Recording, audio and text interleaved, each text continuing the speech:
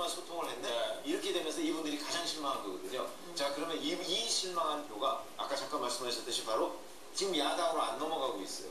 그러면 안 넘어가고 있기 때문에 조금 있으면 시간이 이제 지나면 우리한테 올 것이다라고 친박이 생각하고 있다고 지금 이제 청와대하고 친박은 보고 있는 거잖아요. 근데 저희 주변에서 보면 저희 주변에서 그런 사람들이 많으니까 보면 이 사람들이 지금 가장 크게 실망했어요. 크게 실망해서 이 사람들은 나중에 다시 뭐 보수 세력한테 다시 지지표를 던질 수는 있어요. 왜냐면 지금 야당으로 안 넘어가고 있으니까. 근데 박근혜 대통령한테 다시 돌아가고 싶지는 않다고 그래요. 네. 그게 저희가 주변에서 느끼는 거예요. 예. 그러다 보니까 이게 저쪽으로 그 박근혜 대통령한테 다시 회복될 가능성은 별로 없다. 예. 그러니까 그런 기대는 친박과 박근혜 대통령이 좀 접는 게 좋겠다 하는 게 밑바닥 기류입니다. 예, 잠시만요. 지금 집회에 관련한 축구가 좀 들어와 있는데요. 예, 경찰 추산으로 봤을 때 서울광장에 현재 모인 인원은 13,000명 정도. 그리고 보수 집회는 현재 서울역 인근에서 벌어지고 있는데 이제 박사모 회원분들이 4,500명 정도 서울역 광장에 운집회에 있다라는 지금 속보가 들어와 있습니다. 네, 당초 계획으로는 오후 2시에 서울역 광장에서 박사모 5,000명 정도 참가하기로 예정이 돼 있었는데요. 4,500명 정도 모인 것으로 보이고 있습니다. 예, 관련해서 이제 화면이 계속 나가고 있으니까요. 그 관련 새로운 소식 들어오는 대로 다시금 잠깐 정리를 해드리도록 하겠고요. 예. 다음 얘기를 좀 넘어가 볼게요.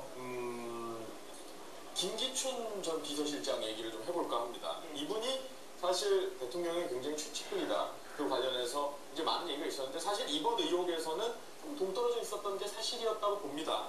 보여집니다. 근데 최근 보도에 따르면 뭐 그 게이트의 한복판에 있다. 다시 말해서 최순실 씨와의 뭔가 연결고리 역할을 한 게 아니냐 이런 의혹이 제기되어 있습니다. 그렇죠. 지금 뭐 그 PC, 태블릿 PC 지난번에 밝혀진 그 태블릿 PC 13상 정도의 사진이 있는데 그 사진도 사실은 최순실 씨가 찍은 걸로 이렇게 의혹이 보도가 되고 그 장소에 저도에도 김기춘 시장이 같이 갔다 이런 얘기가 나. 물론 이건 사실관계를 확인해 봐야 되니까 본인은 아니라고 지금 끝까지 주장하고 있습니다. 그렇죠. 그런데 얘기는 이렇게 나오고 있고요.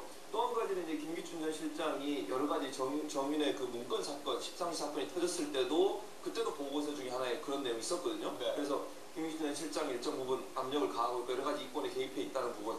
또 한 가지는 김종 전 차관이 검찰 조사에서 자신과 최순실을 연결시켜준 사람이 김기춘 전 실장이 이렇게 얘기를 했어요. 그렇죠. 그렇다고 하면 김종 전 차관이 굳이 거기서 거짓말할 이유가 있을까 하는 생각을 해봤어요. 저는 물론 김기춘 전 실장은 끝까지 아니라고 지금 딱 잡아떼고 계십니다. 그분의 언어, 사용한 언어를 보면요 아주 단호하게 얘기해요. 그렇죠. 만난 적도 없고 전화한 적도 없고. 그런데 다른 7인의 멤버들도 그렇게 얘기했잖아요. 우리도 다 알고 있는데 모른다는 게 말이 되냐. 그리고 김기춘 씨가 그 전에 박정희 대통령부터 시작해서 40년 이상 박근혜 대통령과 계속 관계를 맺고 있었어요. 중간에 약간 떨어진 부분도 있었지만 장기적으로 보면 최순실 씨도 40년 동안 관계가 있었잖아요. 그런 상황에서 최순실과 박근혜 대통령 사이도 최순실의 관계에 대해서 또는 최순실의 존재에서 몰랐다고 하는 것은 상식적으로 우리가 받아들이기 힘든 부분이 있죠. 물론 법적으로 그렇게 드러나지 않아서 본인은 드러난 부분만 인정하고 있거든요. 지금 처음에서 아무 그 면역세포 그것도 안 받았다고 하다가 일본에서 가서 받았다고 하니까 그것도 인정했어요. 그건 개인 사생활의 문제라고. 그러니까 본인은 법률가 출신이어서 그런지 모르지만 증거가 나타나는 것만 지금 인정하고 있는 거예요. 그건 증거가 안 나타나면 끝까지 자기는 부인하겠다는 얘기니까. 그러나 우리가 상식적으로 볼 때는 그분의 여러 가지 뭐 전례를 보거나 관계성을 봤을 때는 최순실을 알았다는 것이 일반적으로 우리가 받아들일 수 있는 사실이라고 볼 수 있겠죠. 김기춘 전 실장의 뭐 관련해서 언급하신 그런 내용들을 한번 살펴보죠. 들어보겠습니다. 최순실 당시에 최순실 씨 관련한 보고를 받은 적이 있습니까? 보고받은 일은 없고 알지 못합니다. 만난 일도 없습니다. 통화한 일도 없습니다. 지금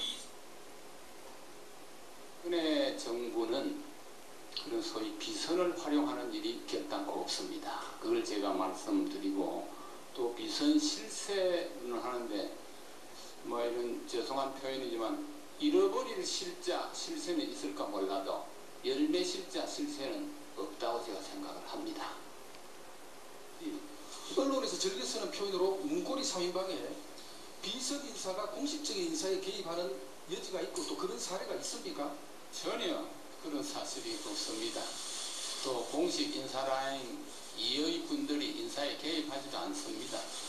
그런 사실이 앞으로 있으면 혹시 그런 사기하는 사람이 있으면 국민들께서도 좀 신고를 해 주셨으면 좋겠습니다. 전혀 사실이 아닙니다. 네, 사실 상당히 단호한 모습을 보이고 있어요. 결단코 아니다, 전혀 아니다. 지금 이제 김종국 차관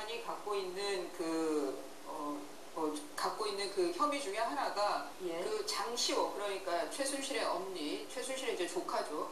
그 장시호가 그 실질적으로 사무총장으로 일을 했다는 동계 스포츠 영재센터에 삼성으로부터 16억을 지원을 하도록 강요했다는 혐의거든요. 예. 그게 이제 구속영장이 제기될 이제 청구될 건데, 그러면 김종 전 차관이 장시호를 어떻게 알았을까? 그러면은 뭐 이전부터 뭐 어떻게 알았든 아니면은 누구 소개로 알았을 거 아니에요? 그리고 그거 하나. 그리고 김종 전 차관이 그러면 장시호의 그 영재 스포츠 센터를 왜 그렇게 무릅써가면서 도와주려고 했을까? 자기가 그게 비선 실세인 최순실의 조카라는 걸 알아서 출세해보려고 과잉 충성을 한 걸까? 그거는 좀 갸우뚱하잖아요. 뭔가 억측이잖아요. 억측스럽잖아요. 그런데 김기춘 실장이 어딜 가보라고 해서 가봤더니 거기에 최순실이 있더라. 거기서 최순실이 알게 됐다? 아, 그러면 이 연결고리들이 자연스럽게 엮이는 거잖아요. 그런 면에서 저는 김종 차관의 이 진술이, 검찰에서 진술이 더 신빙성이 있다는 생각이 들고, 그리고 또 하나는 저 김기춘 전 실장의 경우에는 뭐 그 과거 그 국정원 전신에서 일도 했었고, 또 하나는 이제 그 김재규 그 실장의 그 보고서, 최태민 보고서가 있었죠. 그때도 또 저기 그 청와대에서 일도 했었단 말이에요. 그리고 그때는 그거 뭐 최태민 관련된 얘기는 뭐 그 평범한 시민들도 알던 얘기였기 때문에 내가 최순실을 몰랐다? 그거는 좀 납득이 안 가는 거죠. 7인의 한 멤버 얘기처럼. 그리고 2007년 그 당시 한나라당 경선에서 얼마나 이 문제 가지고 치열하게 얘기를 했고, 거기에 법률적인 부분에서의 본 책임자였거든요. 김기춘 전 실장이. 그러면은 뭐 최순실 관련해서 몰랐다? 그거는 정말 믿기 어려운 얘기죠. 네. 내일 오전 11시죠. 이 같은 최순실 게이트에 대한 이 중간 결과가, 수사 결과가 발표될 예정이라는 소식이 들어와 있습니다. 계속 이어서 여쭤보죠. 그러면 김종 전 차관은 왜 김기춘 전 비서실장에 대해서 증언했을까요? 지금 지금 그런 혐의를 받으신 분들의 공통점 아닙니까? 위로 올려붙이기.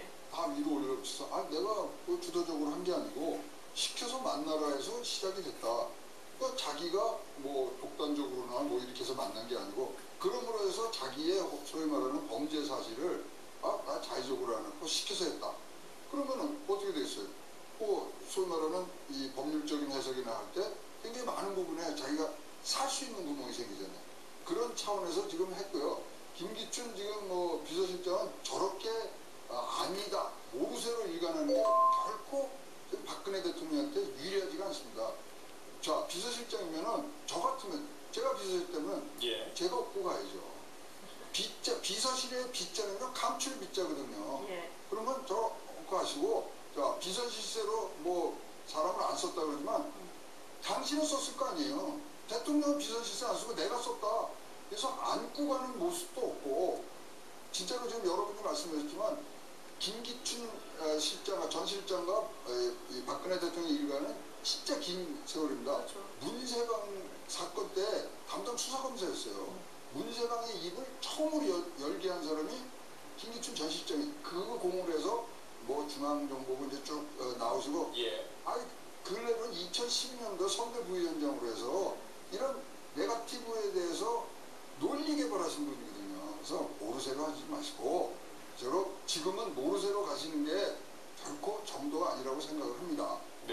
자기가 중심이 돼서 좀 풀어주시는 그런 국정 운영의 묘를 좀 마련해 주시는 게 좋겠다고 생각합니다. 네, 김종 전 차관이 박태환 선수를 협박했다는 녹취록까지 지금 공개가 되면서 김종 전 차관의 저한테는 도대체 어디까지인가라는 의문이 생기고 있습니다. 그렇죠. 그러니까 SBS에서 그 녹취록을 공개를 했는데 지금도 그걸 들어봐도 잘 이해는 안 돼요. 왜냐하면 김종 전 차관이 그렇게 박태환 선수를 협박했으려면 협박한 이유가 있어야 되거든요. 여기서 단순히 그게 아니고 너 나가지 말라 이 얘기잖아요.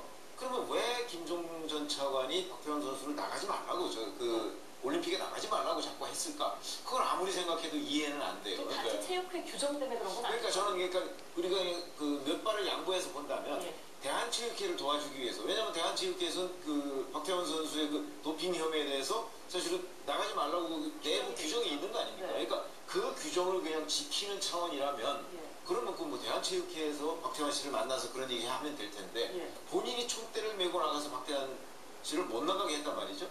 그렇다면 그게 단순히 대한체육회를 총괄하고 있는 그 주무차관으로서의 일인가? 그건 진짜 저도 그 체육계를 제가 잘 모르기 때문에 이해가 안 되는 부분인데 여하튼 이거는 녹취록에 나와 있으니까 네. 김종 전 차관을 상대로 해서 아마 검찰이 물어봐서 정말 왜 이런 일을 벌였는가에 대해서 규명을 해야 될 사항입니다.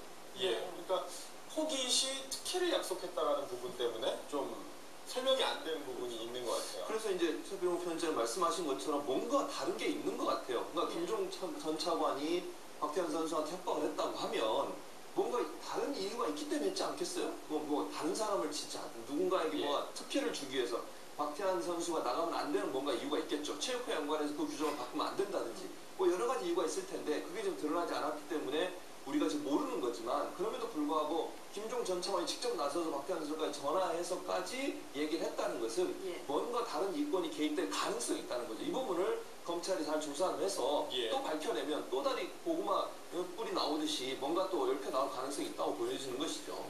지금까지 이 스포츠 핵심 축이 장시호 씨라고